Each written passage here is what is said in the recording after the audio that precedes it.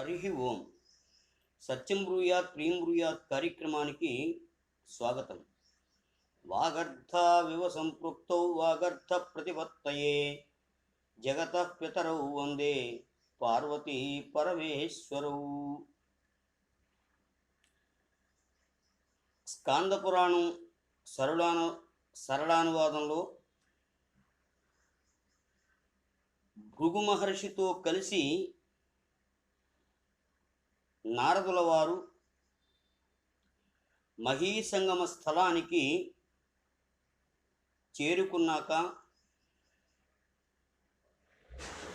భృగు మహర్షి అన్నారు, ఒకరిని యాచించి దానం తీసుకోవలసిన అవసరం తనకు లేదని చెప్పారు.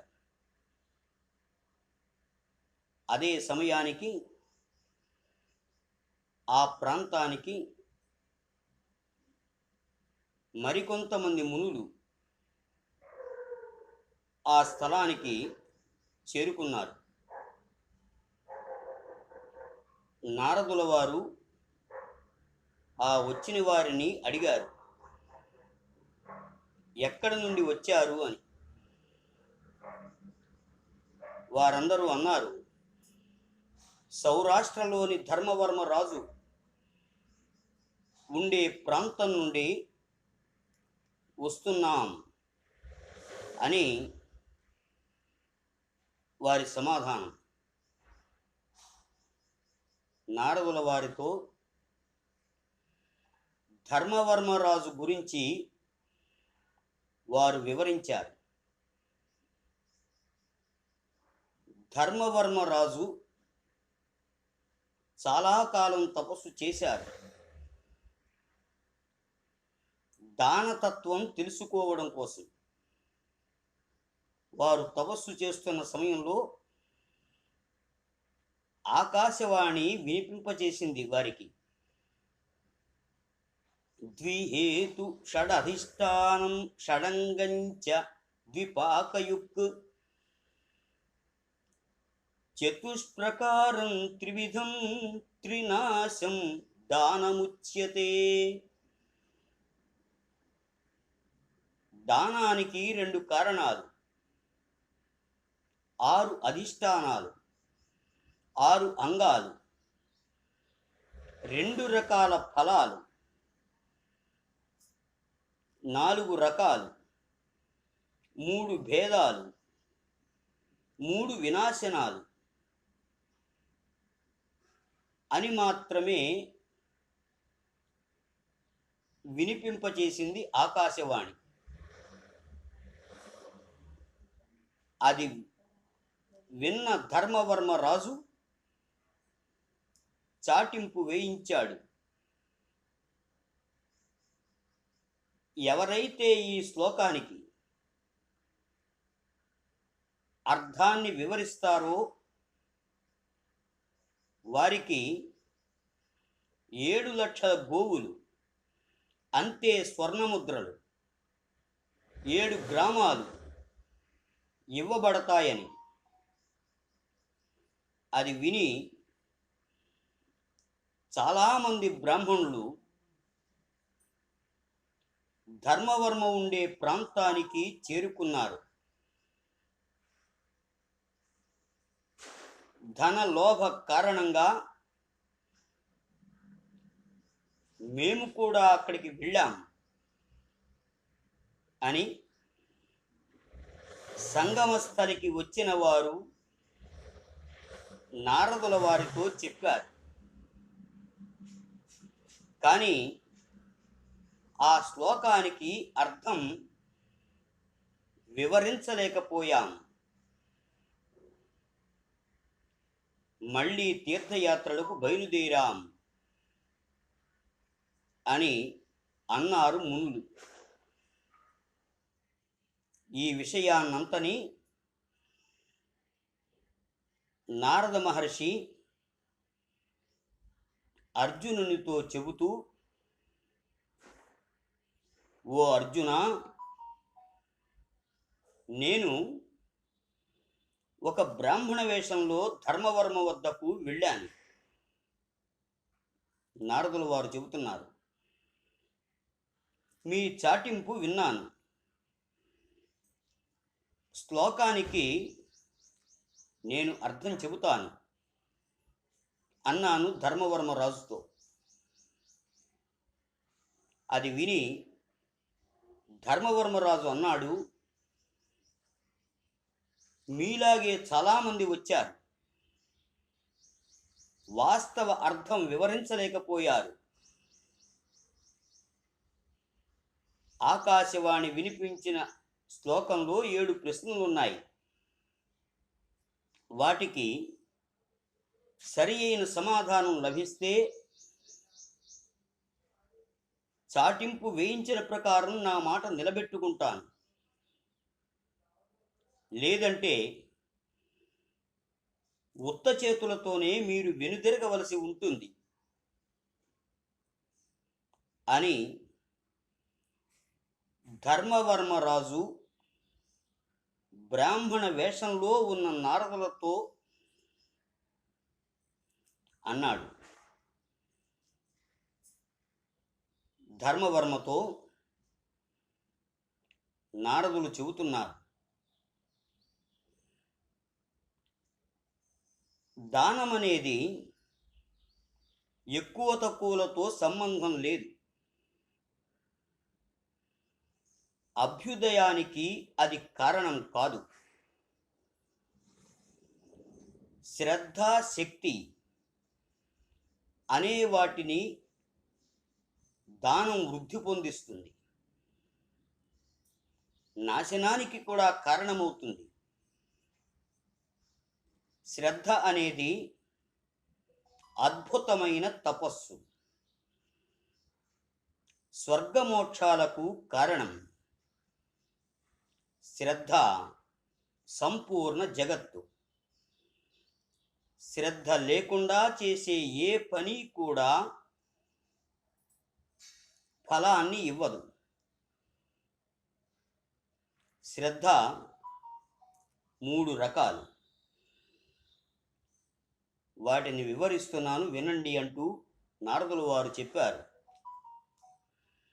కాయక్లేశైశ్చ బహుభిర్న చైవార్థస్య రాశిభిః ధర్మః సంప్రాప్యతే సూక్ష్మః శ్రద్ధా ధర్మోద్భుతం తపః. శ్రద్ధా స్వర్గశ్చ మోక్షశ్చ శ్రద్ధా సర్వమిదం జగత్. సర్వస్వం జీవితం చాపి దద్యాద శ్రద్ధయా యది నాప్నుయాత్ సఫలం కించిత్ శ్రద్ధదానస్తతో భవేత్. శ్రద్ధయా సాధ్యతే ధర్మో మహద్భిర్నార్థరాశిభిః నిష్కించినా హి మునయః శ్రద్ధావంతో దివంగతాః. త్రివిధా భవతి శ్రద్ధా దేహినాం సా స్వభావజా. సాత్వికీ రాజసీ చైవ తామసీ చైవ తాం శృణు. యజంతే సాత్వికా దేవాన్ యక్ష రక్షాంసి రాజసాః. ప్రేతాన్ భూతాన్ పిశాచాంశ్చ యజంతే తామసా జనాః. తస్మాత్ శ్రద్ధావతా పాత్రే దత్తం న్యాయార్జితం హి యత్ తేనైవ భగవాన్ రుద్రః స్వల్పకేనాపి తుష్యతి. సాత్విక శ్రద్ధ ఉన్నవారు దేవతలను పూజిస్తారు. రాజస శ్రద్ధ ఉన్నవారు యక్షులను రాక్షసులను పూజిస్తారు.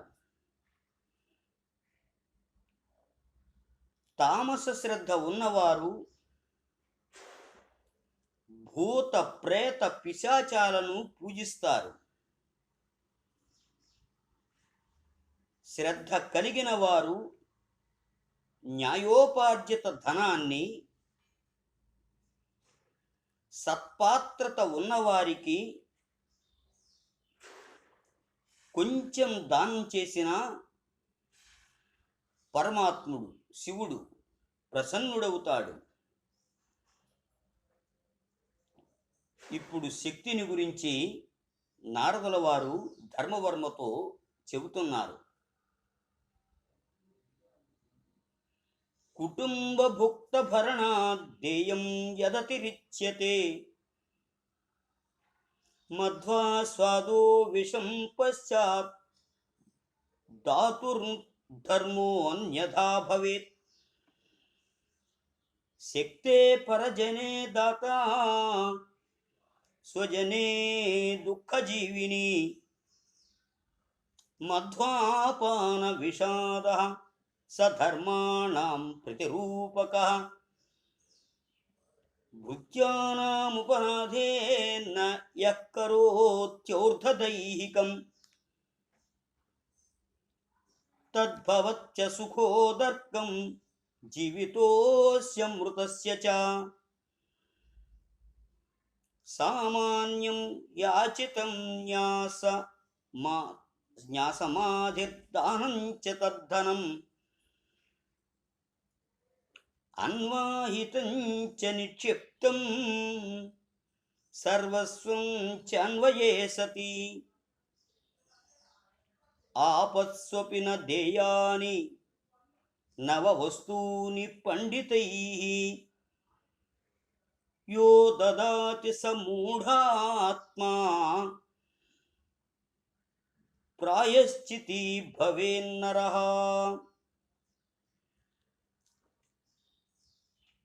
సత్పాత్రునికి చేసే ధనదానం మధువుతో సమానం. దుష్టునుకు చేసే ధనదానం విషతుల్యం. సుఖవంతునికి సమర్థునకు చేసే ధనదానం విషబిందు మిళితమైన మధువు అవుతుంది. ధర్మానికి ఇది వ్యతిరేకం. సమర్థులైన వారు మరొకరిని కష్టపెట్టి శ్రాద్ధాది కర్మలను చేసినప్పటికీ భవిష్యత్తులో అది దుఃఖ కారణమవుతుంది. అధికారంతో వచ్చేది సామాన్యమనబడుతుంది. వేరొకరిని అడిగేది యాచన. దాచి ఉంచినది ఆది అనబడుతుంది.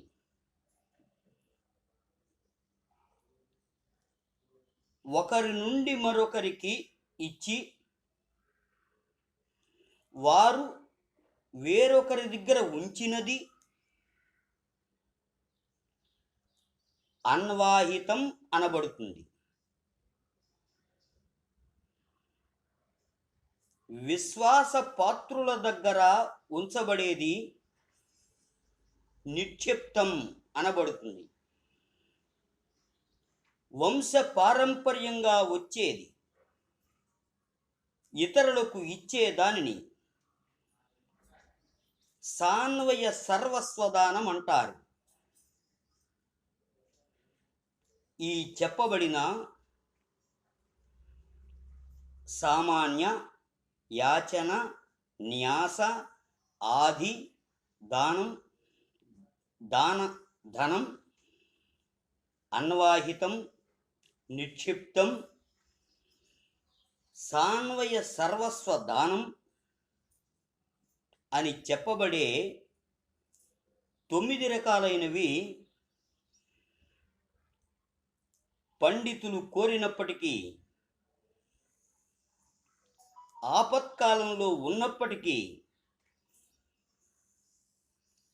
ఏ విధంగానూ దానం చెయ్యరాదు. ఒకవేళ చేస్తే చేసిన వారు